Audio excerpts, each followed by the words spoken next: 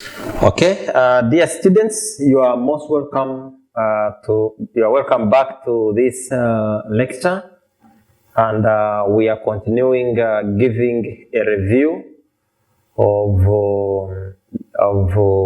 research in a general sense. And before we went for break, we already looked at the procedural steps in conducting research, and we also already looked at the problem identification, how to identify a problem, and how, of course, do you find a problem? How do you find a research problem? Now, in this lecture, dear students, we are continuing with the review, and specifically, we are looking at considerations before selecting a researchable problem. So here, we really want to, ask ourselves, before you zero on a problem, before you say, no, now this is the problem I have picked, and this is the problem I'm going to work with, I'm going to investigate. So what are those considerations that should be at the back of your mind before you conclude that this is a researchable problem? So one is that it must be new area of study. In research members, we always emphasize avoiding duplication, because the research is meant for the purposes of adding new knowledge to the scientific community. So if you are just doing something that has already been done without any more modifications, without any changes, then your research is as good as nothing. So you will consider a researchable problem if it can contribute new, if it is a new area of study, and therefore it contributes something to the scientific field of knowledge. That is one. And two, it should be useful. Useful in the sense that it must advance knowledge. It must solve a challenge. If you are doing something that doesn't really solve a challenge, then what is it for? If, for example, you have a problem of sanitation, and maybe you now find you devise means, you develop a model of how general cleanliness can be attained, then there we shall say your research is useful. Then three, development of innovative tools, services.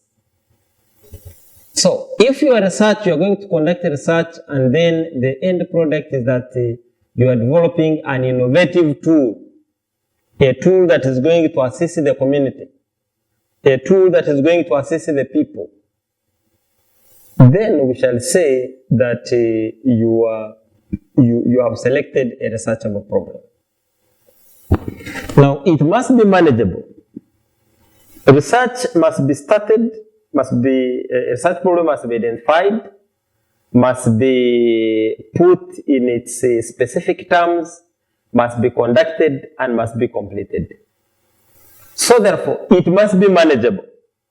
You don't set out to do something where you reach in the middle or the midway, and then you find that you cannot proceed. So it must be manageable. Two, another point, we talk of being affordable. That the research you are going to conduct must be affordable. Affordable in terms of, first of all, resources such as time, in terms of finances, in terms of the skills, the research skills. Do you have the required skills to conduct this research? So that's what we say affordable. Then the ethical issues. So members, you shouldn't conduct research that contravenes the ethics, that contravenes the customs, that contravenes the traditions, the culture of people. So that's what we mean when we talk of ethical issues. So, for example, if it touches on the customs of the people, on the traditions of the people, on the values of the people, what the people cherish, and then your research kind of like tarnishes or disapproves, then that one is not ethical. The magnitude we mean how rigorous is your research going to be? How big is it going to be? That is called the magnitude. Now, closely related is the level of magnitude. Now, when we talk of the level of magnitude, research can be at different levels. But we don't want a level of magnitude that is at its lowest. So here, you are also trying to measure, first of all, not only how big the research is, but how vibrant, how helpful, how significant a piece of research is. Be clear about the measurement of concepts. Excuse me. So we already hinted on this when we are talking about the analysis. So here you ask yourself the different concepts you may have identified.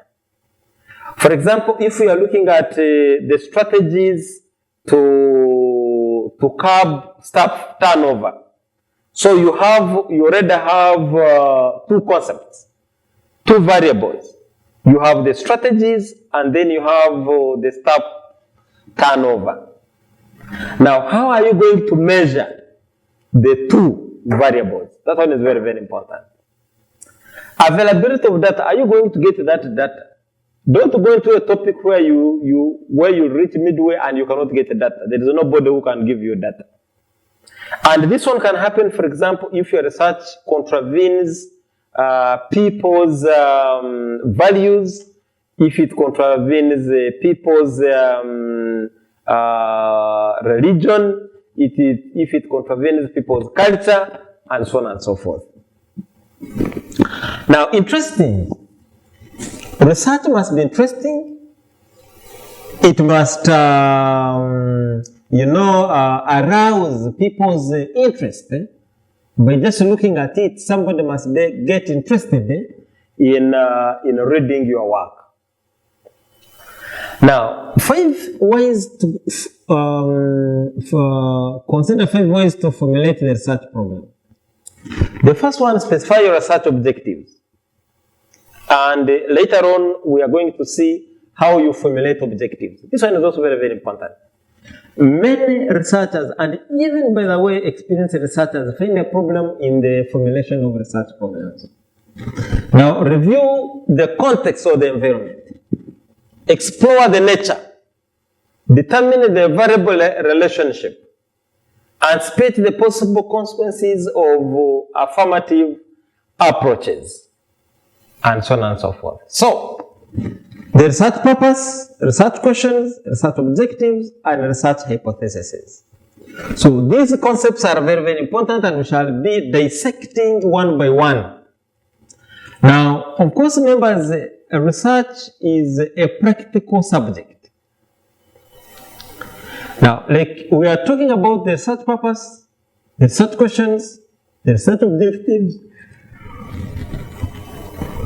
and the research hypotheses. So, these are practically embedded into your research report. These are always embedded into your dissertation, into your thesis. Now, research purpose, research question, research objective, and research hypothesis are closely related. So, these are closely related. The purpose, the questions, the objectives, and the hypotheses. So these four are closely related. So each purpose should directly relate to either a research question or a research hypothesis. Now, the purpose of the study should explain the final conclusion that the research study hopes to reach. Then two, purpose should be written as statement. Sometimes it's easier to start with the research questions and hypotheses first, and then write the purposes. Other themes is easier to start with the purpose. Now, when writing the purpose section, it is best to start with the general purpose of the study. For example, the overall purpose of this research is to examine the effect of telling stories on nursery children's literacy skills. So normally the purpose is derived from the topic. So you look at the topic and then you draw the purpose. Now, for example, here we are saying that the purpose of this study is to examine the effect of telling stories on nursery children's literacy skills.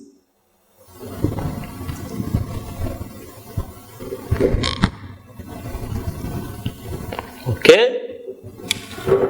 Now, research questions. Now, members, we shall look at those in a research report. I have a sample research report which I will display later on. Then we can see how the purpose, how the research questions, the research objectives, and the research hypotheses are formulated. Now, a research question is the question around which you center your research. It should be clear and simple. It provides enough specifics that one's audience can easily understand its purpose without needing additional explanation. The foundation of the research process, and it all begins with a question. Now, finding a research question. How do you find a research question? The research question will come from curiosity, information gaps, controversy, replication, literature review, and other people. So, from where will you get a research problem? We are saying it comes from curiosity. For you having that urge, having that interest of finding out why are things the way they are. That is curiosity. Information gaps, there are always information gaps, and as you review literature, you get these information gaps. Controversy, there could have been an issue that is controversial, and then a problem could start from there. Okay. Now, there are 3 types of research problems which we shall look at in our next lecture.